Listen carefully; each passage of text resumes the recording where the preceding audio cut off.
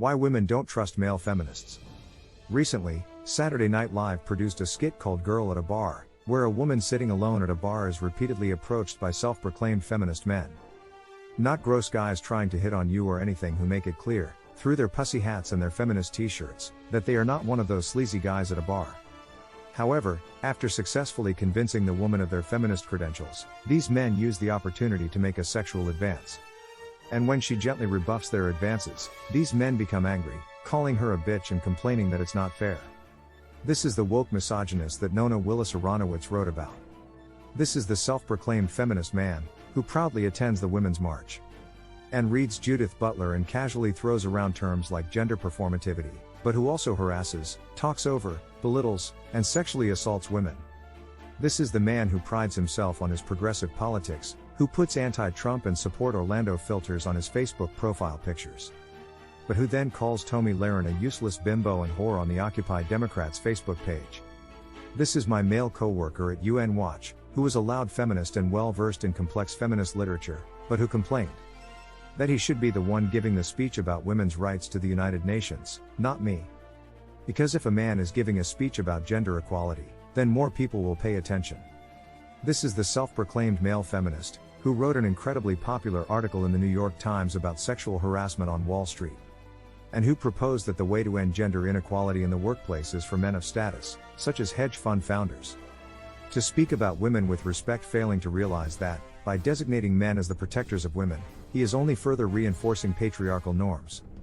This is the man, who uses his feminist credentials as a shield to defend himself against women's claims that he harassed or assaulted them, because how could he, a feminist, possibly participate in the oppression of women? After all, he is not like those other men. He voted for Hillary Clinton, attended a workshop on consent, and wrote an op-ed about women's rights. How could he possibly perpetuate systemic violence against women? What these male feminists fail to realize is that, as men, they will always be oppressors. No matter how many feminist marches they attend or how much feminist literature they read, they are not exempt from perpetuating the subordination of women. Their support of the women's movement does not erase the fact that they, on an individual level, are capable of harassing, assaulting, or silencing women, nor that, on a structural level, they continue to benefit from a system that establishes male dominance at the expense of women. And even though male allies may genuinely feel guilty, they will continue to benefit from male privilege. The patriarchy does not offer special exceptions for men with good intentions. Men, as a class, are culpable for misogyny, and male allies are no different, and no less capable of demeaning women through their words, actions, and complicit silence. Therefore, when male allies attempt to distance themselves from the culture of male supremacy, they fail to acknowledge the structural privileges at work, and how they benefit from the current system.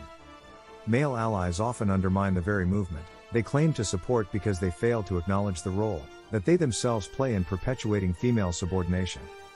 This is not to say that men can never be feminists, rather, that feminism should not cater to men. All too often, however, feminism is bastardized in such a way to make it more palatable to men. For example, when Emma Watson called upon the importance of including men in feminism through he for she. Or when Sophie Trudeau used International Women's Day as an opportunity to celebrate boys and men. Feminism does not need men. This simple statement alone will, no doubt, spark cries of misandry and male genocide. After all, in a world that caters exclusively to men, it is revolutionary to claim a space or a movement where men are not considered integral. On the contrary, feminism is a radical and revolutionary movement that will upheave the status quo and remove men as the monopolizers of power.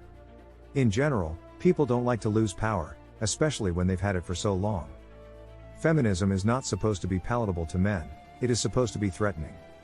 As for those men who are not threatened by the idea of losing power, who are genuinely committed to social justice, they understand that allyship is not a badge they can proudly wear and hide behind, but rather a difficult task they must undertake every day.